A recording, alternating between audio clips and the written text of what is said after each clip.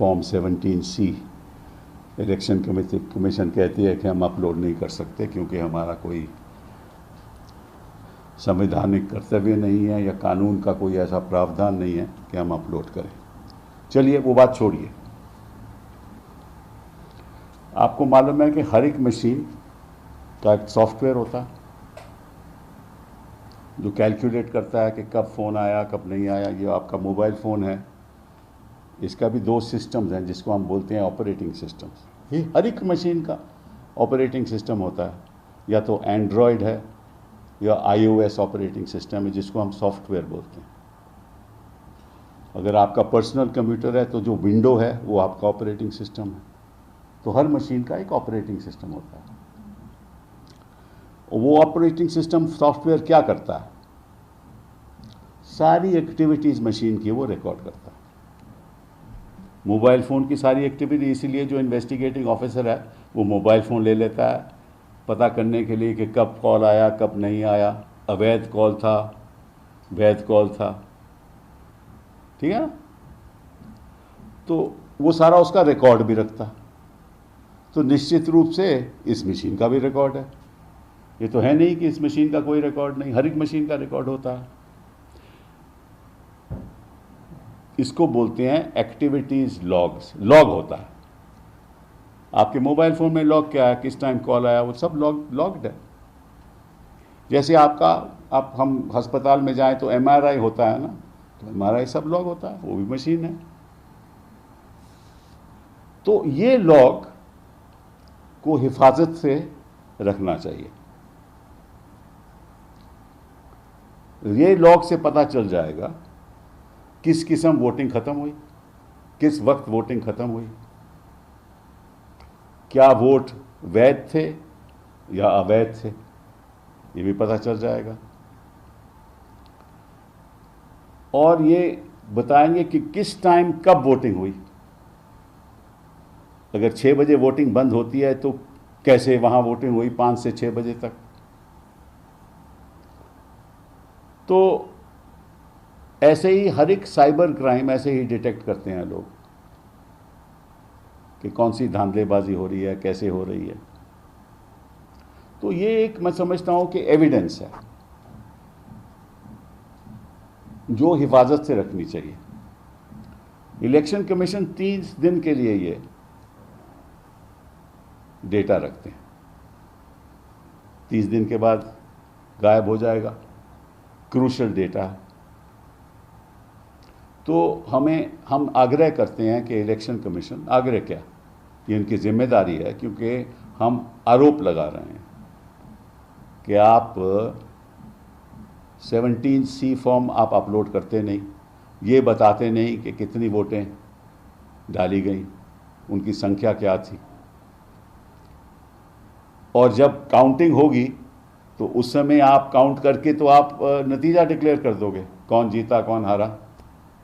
उस समय तो कोई कुछ कर नहीं सकता ना, फिर तो इलेक्शन कमीशन फाइल करनी पड़ेगी। तब तक पार्लियामेंट के नतीजे आ जाएंगे, सरकार बन जाएगी, तो उसका क्या फ़ायदा। तो ये जो लॉग्स हैं, ये जो डेटा है मशीन का, EVM मशीन का, इसको लगभग 2 या 3 साल हिफाजत से रखना चाहिए। और हम चाहेंगे कि सुप्रीम कोर्ट डायरेक्ट करे, आदेश दे कि ये लॉग्स हिफाजत से रखने चाहिए इलेक्शन कमीशन को, और हर फेज ऑफ वोटिंग जो पोल में होता है वो रिकॉर्ड काउंटिंग से पहले बताया जाए, ताकि गलत अवैध तरीके से कोई प्रत्याशी जो है वो नहीं चुना जाए। एंड ये भी हमें पता करना चाहिए कि कैसे कैसे वोटिंग परसेंटेज कब हुई, ताकि ये देखिए, ये तो मशीन का मामला है ना, ये तो कोई छुपा नहीं सकता। और जब वोटिंग क्लोज डिक्लेयर हो गई और उसके बाद रिवाइज्ड आपने बोला कि इतने वोट और पड़े हैं, तो कैसे हुआ वो जब वोटिंग डिक्लेयर क्लोज हो गई? तो एक बहुत ही महत्वपूर्ण मामला मैं देश के सामने लाना चाहता हूं कि अगर सुप्रीम कोर्ट कहती है कि हम बताएं कि किस तरह से अवैध तरीके से मशीन में मैनिपुलेशन होता है, तो हम तो बता नहीं सकते क्योंकि हमारे पास तो कोई साधन नहीं है, ना सॉफ्टवेयर हमारे पास है, ना सोर्स कोड हमारे पास है, ना कोई दे सकता है। तो मशीन के पास तो सब कुछ है ना। तो अगर आप रिजल्ट डिक्लेयर कर दोगे और ये रिकॉर्ड मशीन में ही रहेगा और किसी को पता नहीं चलेगा, तो कैसे पता चलेगा कि अवैध तरीके से वोटिंग हुई या अवैध तरीके से कोई प्रत्याशी को डिक्लेयर किया गया कि वो मेंबर ऑफ पार्लियामेंट बन गया? ये एक बहुत ही अहम सवाल हम उठा रहे हैं और इसमें कोई झिझक नहीं होनी चाहिए इलेक्शन कमीशन को ये डेटा देने का और काउंटिंग के पहले ये बताने का कि ये कब, और काउंटिंग के पहले ये बताने का कि ये कब वोटिंग ख़त्म हुई और किस तरह से ख़त्म होने से पहले कितने कैसे वोट पड़े। क्योंकि होता क्या है कि जब 5:30 तक या 5:45 तक लोग चले जाते हैं, वोटिंग ख़त्म हो जाती है, तो जो बाकी जो लोग जिन्होंने वोट नहीं किया वो बटन दबाए जाते हैं। ये भी पता चल जाएगा मशीन से, ये सब जानते हैं। तो इस बात की कोई झिझक नहीं होनी चाहिए और इसमें कोई वक्त नहीं लगेगा क्योंकि आप वोट तो काउंट नहीं कर रहे, आप तो केवल बता रहे हो, जो डेटा है आपका मशीन का बता रहे हो। तो पहला तो हमारी आग्रह ये है और हम चाहेंगे कि सुप्रीम कोर्ट आदेश दे कि ऐसा हो। दूसरा, ये जो फॉर्म 17C है, ये तो प्रदेश वाइज रखा जाता है ना, हर प्रदेश में।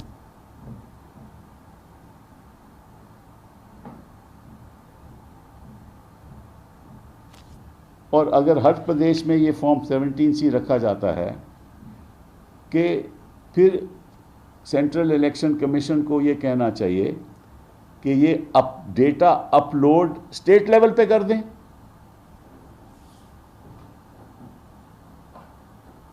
क्योंकि वो तो स्टेट लेवल के, सारा इलेक्शन तो स्टेट लेवल पे हो रहा है ना, under the control of the CEC। तो डेटा 17C फॉर्म तो वही है ना सारे, तो वहां अपलोड हो जाए, उनकी साइट में अपलोड हो जाए, वो तो कोई दिक्कत नहीं होनी चाहिए। तीसरी बात, जो भी महत्व उसका भी महत्व है, लेकिन मैं देश के सामने वो बात लाना चाहता हूं, ये जो पोस्टल बैलेट है ना, कोई भी पार्टी इसको सीरियसली नहीं लेती, गंभीरता से नहीं लेती।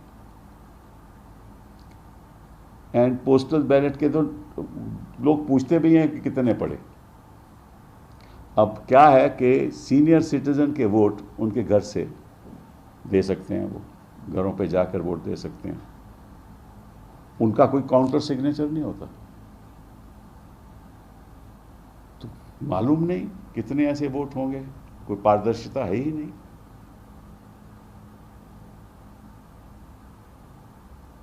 आपने देखा कि कई जगह लोग ये आरोप लगा रहे हैं कि भाई मैंने तो मेरा तो बटन दबा दिया था गया किसी ने, बीजेपी के पक्ष में। तो अगर हमने चुनाव को पारदर्शिता के साथ करवाना है और निश्चित रूप से वाकई में जो जीता है उसी को ही जितवाना है, तो ये बातें हमारे सामने, ये बातें कोर्ट के सामने रखनी चाहिए और ये बातें कोर्ट के द्वारा इन पे आदेश होना चाहिए कि आप सारे लॉग्स रखो और काउंटिंग से पहले ये जो लॉग्स हैं ये डिस्क्लोज करने चाहिए। और तब पता चल जाएगा कि काउंटिंग में, काउंटेड वोट्स में और पोल्ड वोट्स में कितना अंतर है। नहीं होगा अंतर तो कोई दिक्कत नहीं है। अब ये कहते हैं कि अंतर हो ही नहीं सकता, फिर तो कोई दिक्कत ही नहीं है। फिर तो आप बता ही सकते हो कि आप खुद कहते हो कोई अंतर नहीं है, और अगर अंतर है तो फिर आप काहे को छुपा रहे हो। और पहले होता था, स्टेट लेवल पे अपलोड होता था पहले, ऐसे ही नहीं, ऐसे ही जो हम जो कह रहे हैं वो कभी पहले नहीं हुआ। और ये तो हमारे चीफ इलेक्शन कमिश्नर जो रह चुके हैं कुरैशी साहब, वो भी कहते हैं ये बात। तो पहली बात तो ये। दूसरी बात, इसकी भी चर्चा होनी चाहिए।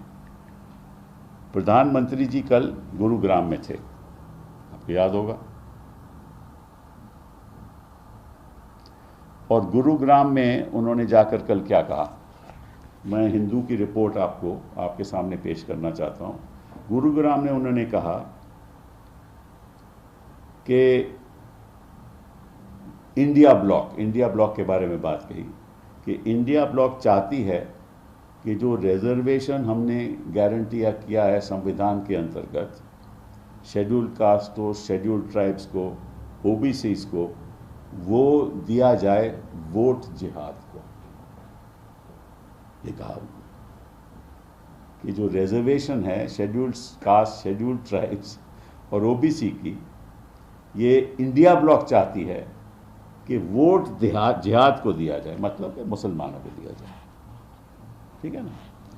अब देखो, भगवान जी को तो इतिहास पता नहीं बेचारों को।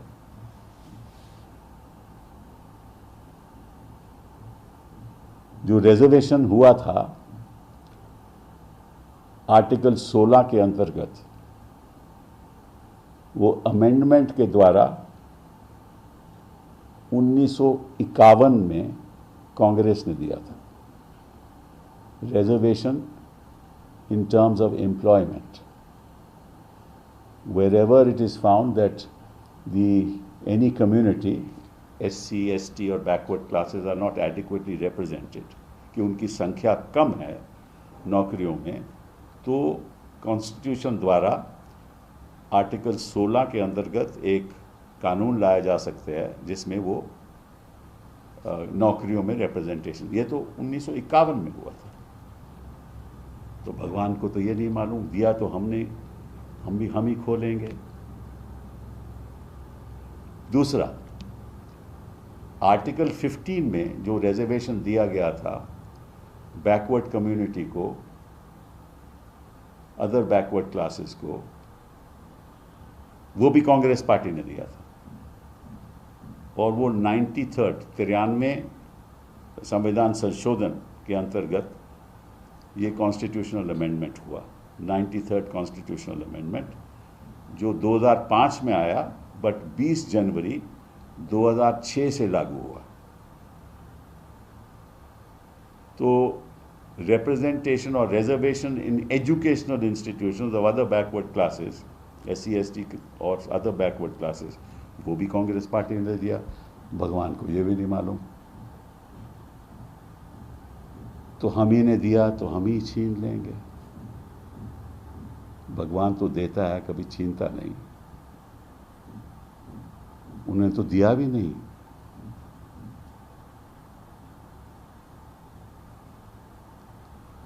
तो SC, ST का प्रावधान और रिजर्वेशन, ओबीसीज का रिजर्वेशन, नॉट ओनली दैट, फिर एक और संशोधन लाया गया आर्टिकल 16(4) में, जहां ये कहा गया कि प्रमोशनल पोस्ट पे भी रिजर्वेशन SC, ST को दिया जाएगा। वो भी कांग्रेस पार्टी लाई। लेकिन हमारे भगवान प्रधानमंत्री जी कहते हैं कि ये तो इंडिया ब्लॉक इसको छीनना चाहती है वोट जिहाद के लिए, मतलब कि मुसलमानों के लिए। तो कोई भी हिंदुस्तान का प्रधानमंत्री ऐसी बात कर सकता है? प्रधानमंत्री जी को ऐसी बात करनी चाहिए? अगर आपको संविधान का इतिहास नहीं मालूम तो आप मत बोलिए। और अगर आप ये चाहते हो कि इस आधार पे कि हम मुसलमानों के बारे में बात करेंगे, तो आप राजनीति कर रहे हो, वो भी ऐसी राजनीति जो संविधान के बिल्कुल विरुद्ध है, कोई छीन ही नहीं सकता। फिर भी आप कहे जा रहे हो कि आपके पास कोई और मुद्दा नहीं है।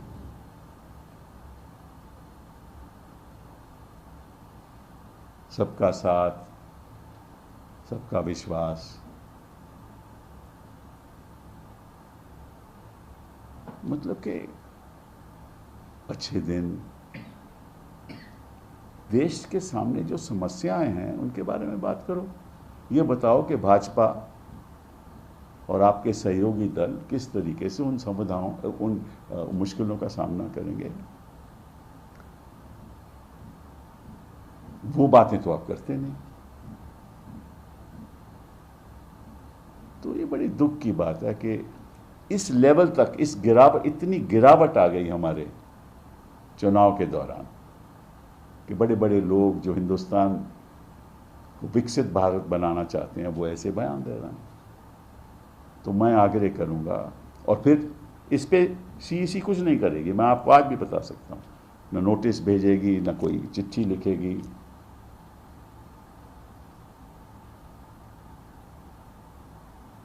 तो ये दो बातें जो बहुत अहम थी मैं आपके सामने लाना चाहता था। बहुत बहुत धन्यवाद।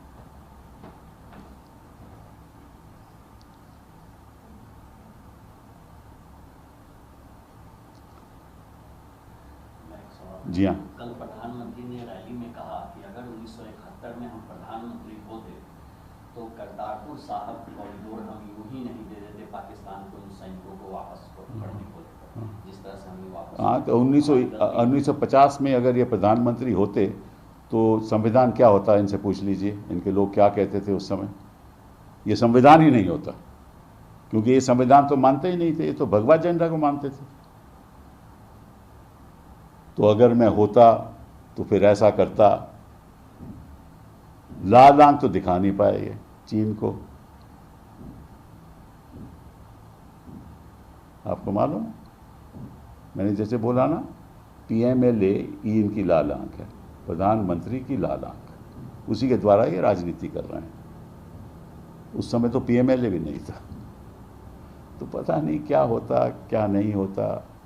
नहीं, एक्चुअली अगर प्रधानमंत्री उस समय होते हमारे मोदी जी, तो मतलब कि इतनी खुशहाली आती, प्रधानमंत्री बनते ही बोले कि सभी को रोजगार मिल जाता, हरित क्रांति हो जाती, कमाल हो जाता।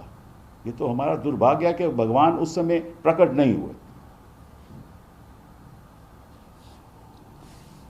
सर, उन्होंने ये तक बोला है कांग्रेस पार्टी को ब्लेम करते हुए कि कांग्रेस पाकिस्तान की तरफ जो है सॉफ्ट रही, इस वजह से जो है करतारपुर साहिब उस समय हमारे देश का हिस्सा नहीं बन पाया। अच्छा, कांग्रेस पार्टी सॉफ्ट रही। हाँ, तो ये क्या कर रहे हैं आज के दिन, इनसे मैं पूछना चाहता हूँ, इन्होंने क्या किया पाकिस्तान के प्रति? कुछ कदम उठाया? हमने तो 1965 में जब युद्ध हुआ जीते, 1971 में पाकिस्तान के 2 टुकड़े हुए। हमारे प्रधानमंत्री मनमोहन सिंह जी कभी पाकिस्तान गए नहीं, यही जाके हवाई जहाज में वहाँ जाते थे ना, यही तो गए थे, हम तो नहीं गए थे। इन्होंने ही नवाज शरीफ